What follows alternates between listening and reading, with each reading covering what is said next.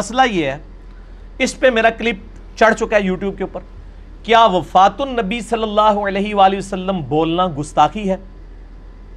میرا خیال ہے 40,000 سے زیادہ لوگ ایک دن کے اندر دیکھ چکے ہیں اس یوٹیوب پہ اس ویڈیو کو، مور دین 40,000۔ ایک چیز میں نے قرآن پاک سے 3 حوالے دیے ہیں، بخاری سے 5 حوالے دیے ہیں کہ صحابہ کرام نبی علیہ السلام کے لیے موت کا لفظ، وفات کا لفظ، خرج من الدنیا، فارق الدنیا، یہ سارے لفظ عام صحابی نہیں، حضرت ابو بکر، حضرت عمر، حضرت عائشہ، یہ لوگ بولنے والے تھے، قرآن پاک میں الفاظ موجود ہوئے ہیں۔ رہا یہ کہ یہ کہنا کہ نبی علیہ السلام مردہ ہیں، یہ الفاظ مناسب نہیں ہے، اس کی بجائے یہ لفظ استعمال کرنا چاہیے کہ نبی صلی اللہ علیہ وآلہ وسلم کو موت آ گئی ہے، آپ صلی اللہ علیہ وآلہ وسلم فوت ہو چکے ہیں، آپ صلی اللہ علیہ وآلہ وسلم اس دنیا سے جا چکے ہیں، اب آپ صلی اللہ علیہ وسلم قبر مبارک میں برزخی حیات کے ساتھ زندہ ہیں۔ اور ڈاکٹر ذاکر نائک کو نبی علیہ السلام کی قبر مبارک کی حیات کا انکار نہیں کرتے ہیں۔ مجھے بتائیں، آپ نے ایمانداری سے بتانا ہے، کیا یہ لفظ اس طریقے سے کہ ڈاکٹر ذاکر نائک نے مینشن کیا ہو کہ نبی مردہ ہیں، نعوذ باللہ، مجھے کسی ویڈیو میں نہیں ملا، جھوٹ بول رہے ہیں یہ۔ وہ یہ کہنا چاہ رہے ہیں کہ ڈاکٹر ذاکر نائک نبی علیہ السلام کو فوت شدہ مانتے ہیں، تو سر فوت شدہ تو صحیح مان رہے ہیں نا، نبی علیہ السلام کا جنازہ ہوا ہے نا، میرا کلپ چڑھا، یہ بھی جھوٹ بولا ہوا ہے، میں نے 5 حدیث کی کتابوں سے ثابت کیا نبی علیہ السلام کا جنازہ ہوا، ٹھیک ہے جی۔ نبی علیہ السلام کو غسل دیا مولا علی علیہ السلام نے، آپ کو کفن دیا گیا، آپ کو دفنایا گیا، آپ کی قبر مبارک موجود ہے، تو وفات تو ہوئی ہے۔ رہا وہ جو قرآن میں ہے وَلَا تَقُولُوا لِمَن يُقْتَلُ فِي سَبِيلِ اللَّهِ أَمْوَاتٌ، جی ہاں یہ بہت کہ جو اللہ کی راہ میں مارے جائیں انہیں مت کہو کہ وہ مردہ ہیں، اموات کا لفظ ہے نا، بالکل مت کہو۔ دوسری جگہ قرآن خود کہہ رہا ہے کل نفس ذائقۃ الموت، اچھا خود قرآن کہہ رہا ہے نبی علیہ السلام کے بارے میں وما محمد الا رسول قد خلت من قبلہ الرسل افئن مات، موت کا لفظ نبی علیہ السلام کے لیے خود استعمال کر رہا ہے اللہ تعالیٰ، او قتل، یا قتل ہو جائیں، شہید کا لفظ بھی نہیں۔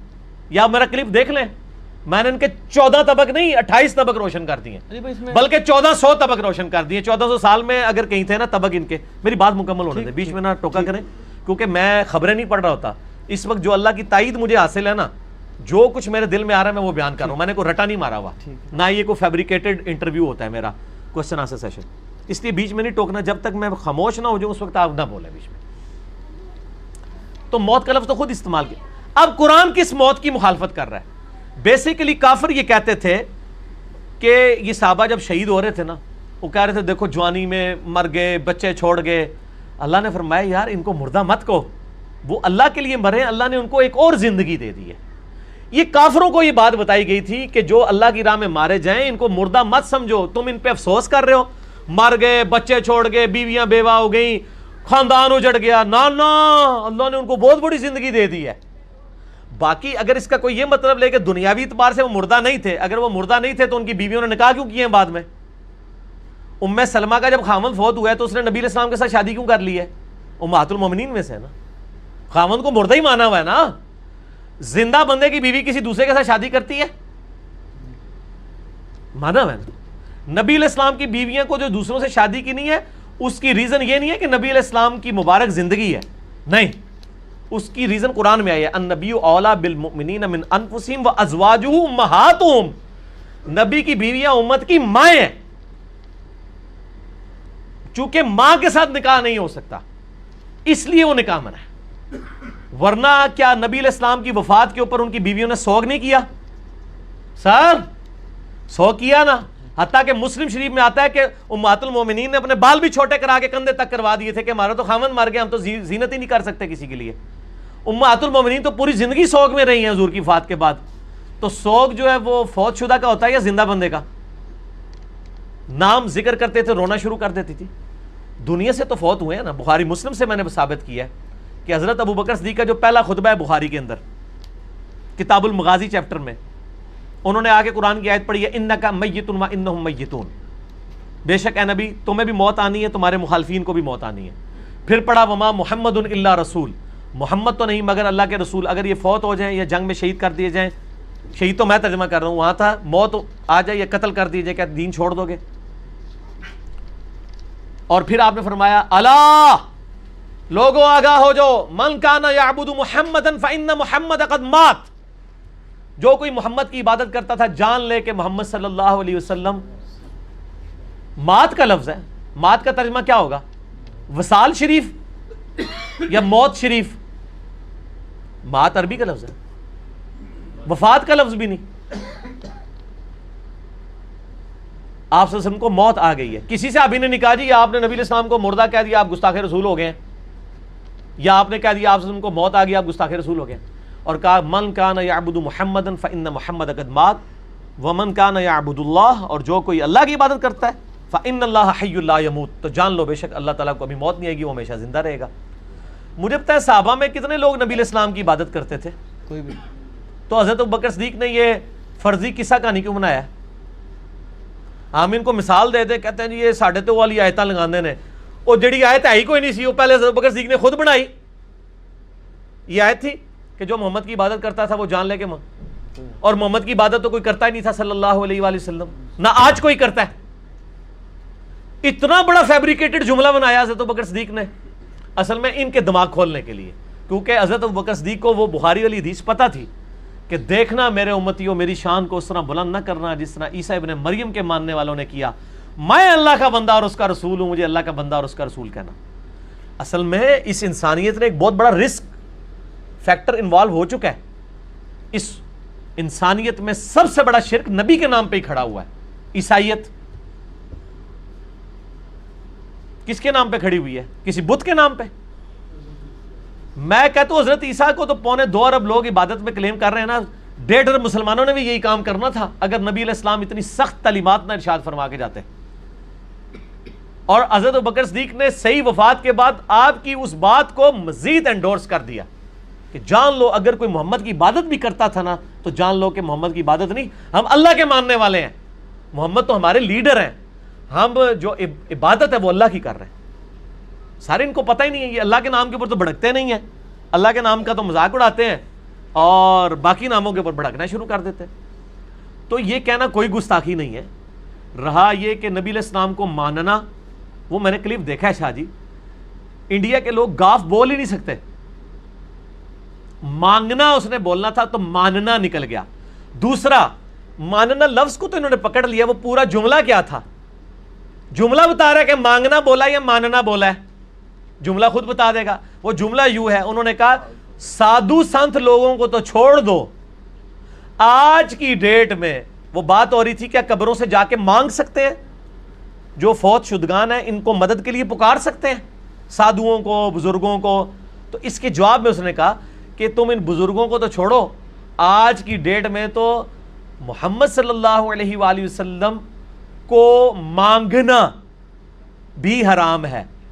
وہ کو بھی پریپوزیشن بھی غلط لگا دی، سے مانگنا کہنا چاہیے تھا، لیکن وہ جملہ بتا رہا ہے کہ پریپوزیشن اس قسم کی تو کئی غلطیاں مطلب سلیپ آف ٹنگ کی وجہ سے ہو جائے. صحیح مسلم میں حدیث نہیں ہے، ہاں اس پہ ڈٹا رہنا غلط ہے. صحیح مسلم میں حدیث نہیں ہے کہ تیرے رب کو توبہ کرنے والے شخص پہ ویسا ہی پیار آتا ہے جیسا کہ کوئی شخص کسی ریگستان میں ہو اور اس کا سارا ساز و سامان اس کے اونٹ پہ لدا ہو، اچانک وہ اونٹ غائب ہو جائے، پھر وہ بیٹھ کے موت کا انتظار کرنا شروع کر دے کہ اب تو دور دور تک تو ریگستان ہے، مجھے پانی اور روٹی نہیں ملے گی. اس کی آنکھ لگ جائے، اچانک کھلے، پھر اونٹ سامنے ہو اور وہ اتنا خوش ہو کہ اے اللہ میں تیرا بندہ تو میرا رب، یہ وہ کہنا چاہے لیکن زبان لڑکھڑا جائے اور الٹ الفاظ نکل جائیں کہ اے اللہ تو میرا بندہ میں تیرا رب، یعنی اس کی خوشی کی انتہا نہ رہے، اس کی زبان لڑکھڑا جائے. اس شخص سے زیادہ اللہ کو خوشی ہوتی ہے جب کوئی شخص اللہ کی طرف توبہ کرتا ہے. سبحان اللہ. اللہ تعالیٰ تو حمد و مائل و کرم ہے. یہ مثال آپ صلی اللہ علیہ وسلم نے بیان کی زبان کے لڑکھڑانے کی، لیکن اس کی دلیل کے اوپر جو صوفیاء کے شطیحات ہیں نا، جو یہ کہتے ہیں صوفیاء نے بھی جو بولے ہیں نا وہ سارے گستاخانہ جملے، وہ نبی علیہ السلام کے بارے میں نہیں بولے ہوئے ہیں، صرف وہ صحابہ کے بارے میں بھی بولے، اللہ کے بارے میں بھی بولے، سب کے بارے میں بھی، اور بار بار بولے اور کتابوں میں بھی بار بار چھاپے. ایک بار کسی کا نکل جانا اور ہے، مثلا میری زبان سے نکل گیا، جس طرح نکل گیا وہ دجال کی بجائے کافر نکل گیا، تو مجھے ایک بندے نے توجہ دلائی کہ آپ نے کافر کہنا تھا، میں کہوں میں نے ٹھیک ہے، میں ہوں بھی کہوں گا، دوبارہ کہوں گا. حالانکہ یہاں تو پھر بھی کوئی مسئلہ نہیں، دونوں کا مطلب ہی ہے کہ ہے. لیکن ایک بندے سے زبان کی لغزش کی وجہ سے نکل گیا تو میرا بندہ میں تیرا رب، اور آپ اس کو کہتے ہیں میرے بھائی آپ نے غلط کہہ دیا، وہ کہے گا مجھے تو پتہ نہیں چلا، اچھا میں اب دوبارہ ریپیٹ کرتا ہوں. وہ یہ تو نہیں کہے گا میں دوبارہ بار بار ریپیٹ کروں گا، ایسے تو نہیں کرے گا نا. تو ڈاکٹر ذاکر نائک کو جب یہ پوائنٹ آؤٹ کیا گیا، اس نے ریٹن میں یہ جمع کروایا، سرکار لوکل تھانے میں اس نے ریٹن میں جمع کروایا کہ میں نے یہ بولنا تھا، یہ نکل گیا. لیکن یہ لوگ معاف کرنے کے لیے تیار نہیں ہیں. اور دوسری طرف ان کے بزرگوں کی گستاخانہ عبارتیں یہ خود چھاپ رہے ہیں، ہم نے ہائی لائٹ بھی کر دی ہیں، ان کی پرنٹنگ بند نہیں کر رہے ہیں. اپنی منجی سارے ڈنڈا کو نہیں وہ پھیردا، چوتھے ملے بڑے ہوئے ہیں چیلنجنگ کر دینے، وہ ساڑھے نل چار کر لو، یہ کر لو، وہ کر لو. میں کہتا ہوں آپ چیلنج کریں اپنے ان بزرگوں کی کتابوں کو چھاپنے والوں کو جن میں گستاخانہ عبارتیں، آپ دوسرے محلے میں بیٹھے ہیں ان کو چیلنج نہ کریں، غلطی علمی طریقے سے ہائی لائٹ کریں. ڈاکٹر ذاکر نائک نے جو یہ مانگنے کا لفظ تھا وہ ماننا نہیں، اس نے بولا تھا مانگنا کہا تھا. تو نبی علیہ السلام سے آج کی ڈیٹ میں مانگنا، آپ صلی اللہ علیہ وآلہ وسلم کو مدد کے لیے پکارنا، اس نے کیا کہا تھا حرام ہے ڈاکٹر ذاکر نائک نے. میں کہتا ہوں یہ نبی علیہ السلام کی گستاخی ہے. اصل میں اس کو الفاظ کا چناؤ نہیں آتا. اب میں جو لفظ کر رہا ہوں نا یہ صحیح جا کے فٹ ہوگا. آرام کی وجہ سے تو وہ آپ کو پتا ہے توحید کے نام سے ان کو چیڑا ہے اس پارٹی کو، کہتے ہیں دیکھ لو نبی کا گستاخ ہو گیا ہے. ہم آپ کو بتاتے ہیں آپ نبی علیہ السلام کے گستاخ ہیں جو نبی علیہ السلام سے آپ مانگ رہے ہیں، حالانکہ ہمارے نبی علیہ السلام ہمیں یہ تعلیم دے کے گئے ہیں کہ ہر مشکل اور پریشانی میں اللہ سے مانگنا ہے. آپ نبی علیہ السلام سے مانگ کر رسول اللہ کے بہت بڑے گستاخ بن رہے ہیں کیونکہ آپ کی تعلیمات کے خلاف ہے. آپ نے کہیں تعلیم فرمایا کہ میری قبر مبارک پہ آ کے مجھ سے مانگ لینا؟ صحیح بخاری میں 1010 نمبر حدیث ہے. نبی علیہ السلام کی وفات کے بعد حضرت عمر کے دور میں جب قحط پڑ گیا، سیدنا عمر نے دعا کی انا کننا نتوسل الیک، اے اللہ، اے بخاری شریف. یہ دکھانے کی نہیں دکھانی نہیں ہے سر، میں بتا رہا ہوں یہ پڑھی ہوئی نہیں ہے، پڑھی ہوئی ہے. اب میں اس میں سے وہ بخاری شریف چونکہ میرے سامنے ہے میں 1010 نمبر حدیث کھول بھی لیتا ہوں کہ حضرت عمر کا کیا عقیدہ ہے کہ آج کی ڈیٹ میں نبی علیہ السلام سے مانگنا چاہیے کہ نہیں مانگنا چاہیے. ہاں جی، اللہم انا کننا نتوسل الیک بنبینا صلی اللہ علیہ وآلہ وسلم. قحط پڑ گیا، حضرت عمر نبی علیہ السلام کے چچا عباس ابن عبد المطلب کو لے کے نکلے اور کہا اے اللہ جب تک تیرے نبی ہم میں موجود تھے پہل ہم ان کو تیری بارگاہ میں توسل کے طور پر پیش کرتے تھے. اور توسل کا مطلب کیا کہ ان کی دعا کی برکت سے بارش نازل ہوتی تھی. فتسقینا، تو ہم پہ بارش برسا دیا کرتا تھا. وَإِنَّا نَتَوَسَّلُ إِلَيْكَ بِعَمِّ نَبِيِّنَا، اب ہم نبی صلی اللہ علیہ وآلہ وسلم کے چچا کو توسل کے طور پر لے کے آئے ہیں. حضرت عباس کو ساتھ لے کے گئے تھے. فسقنا، پس ہم پہ بارش نازل فرما. قال، حضرت انس ابن مالک کہتے ہیں فیسقون، تو ان کے اوپر بارش نازل ہو جایا کرتی تھی. حضرت عمر کو پتہ کیا چاہیے تھا؟ وہ یہ کہتے کہ اے اللہ جب تک تیرے نبی ہم میں موجود تھے ہم ان کو لاتے تھے، اب ہم نبی علیہ السلام کی قبر مبارک پہ آئے ہیں.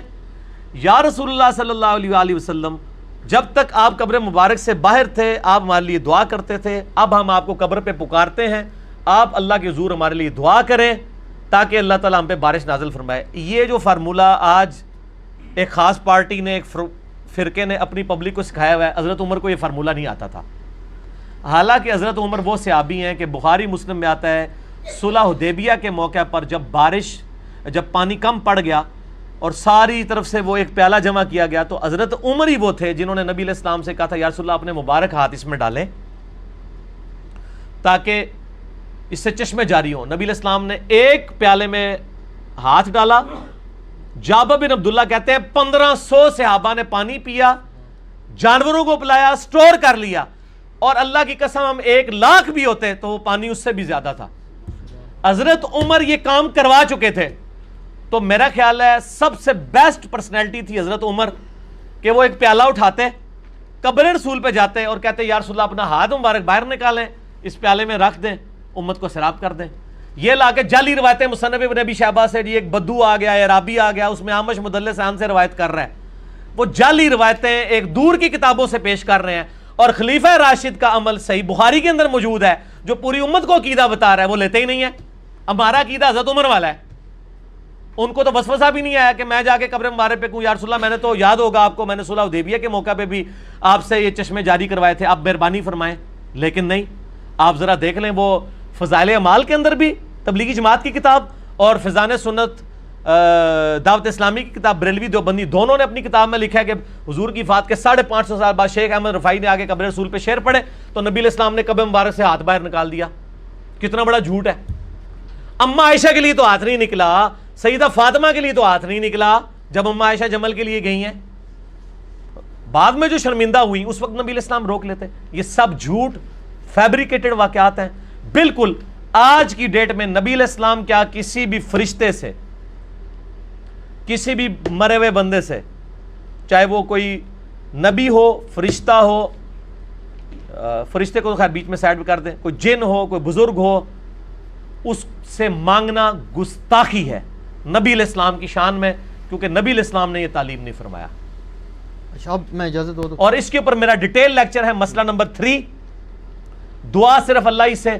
جتنے دھوکے انہوں نے دیے ہوئے اس پہ، ان کے جواب آپ نے مجھ سے نہیں لینے کیونکہ وہ 1.5 گھنٹے میں نے دیے ہوئے ہیں. اور میرا ریسرچ پیپر ہے دعا صرف اللہ ہی سے، ahlsunnatpak.com سے ڈاؤن لوڈ کریں. اور اسی کی ایکسٹینشن ہے وسیلہ اور توسل کے صحیح احکام و مسائل. وسیلے کو ہم بھی مانتے ہیں لیکن آپ والا وسیلہ نہیں، حضرت عمر والا وسیلہ جو انہوں نے بتایا وسیلے کا مطلب کیا ہے. آج اللہ کے نبی دنیا میں موجود ہوں، ہم کسی کے پاس اپنا مسئلہ نہیں لے جائیں گے، ڈائریکٹ نبی علیہ السلام کے پاس لے کے جائیں گے. لیکن نبی علیہ السلام کی وفات کے بعد سقیفہ بنی ساعدہ میں اختلاف ہوا، حضرت علی نے 6 مہینے تک بیعت نہیں کی ہے، حضرت ابوبکر نے اپنا مقدمہ قبر رسول پہ پیش نہیں کیا. 6 مہینے تک تو اختلاف رہا ہے نا. اختلاف کیوں رہا ہے؟ 1 منٹ میں حل ہو سکتا تھا، قبر رسول پہ جا کے فیصلہ کروا لیتے. ان کے دماغ میں بھی نہیں تھا کہ نبی علیہ السلام سے یہ کمیونیکیشن ہو سکتی ہے. حضرت فاطمہ فدق کا مسئلہ ہوا، یہ کہتے ہیں جو قبر رسول پہ جا کے کہتی، نبی علیہ السلام ایک آواز دیتے، کسی کی جرت نہیں تھی بات کر سکتا. ان کو پتا تھا کہ اب نبی کے ساتھ ہماری کمیونیکیشن قیامت تک نہیں ہو سکتی. بالکل جھوٹے عقیدے انہوں نے گھڑے ہیں. اس لیے آپ کو کسی حدیث میں خلفاء راشدین کے بارے میں نہیں ملے گا، بلکہ اس کے الٹ ملے گا. بخاری مسلم میں حدیث ہے، نبی علیہ السلام کی مبارک زندگی میں 70 صحابہ کو دھوکے سے شہید کر دیا گیا. وہ جب شہید ہونے لگے انہوں نے کہا اے اللہ ہمارے نبی کو ہمارے حال کی خبر کر دینا کہ ہم نے تیرا دین نہیں چھوڑا. اور نبی علیہ السلام وہاں بیٹھے ہوئے اشک آنکھوں سے جاری ہیں. آپ کو اللہ تعالیٰ نے مطلع کر دیا. انہوں نے کہا یا رسول اللہ آپ دیکھ لیں ہم آپ کے امتی آپ کا دین نہیں چھوڑ کے جا رہے. کہا اے اللہ ہمارے نبی کو ہمارے حال کی خبر کر دینا. نبی علیہ السلام جب دنیا میں موجود تھے اس وقت صحابہ کا عقیدہ یہ تھا اتنی دور سے ہم اپنی بات نہیں پہنچا سکتے، اللہ کے ذریعے پہنچا سکتے ہیں.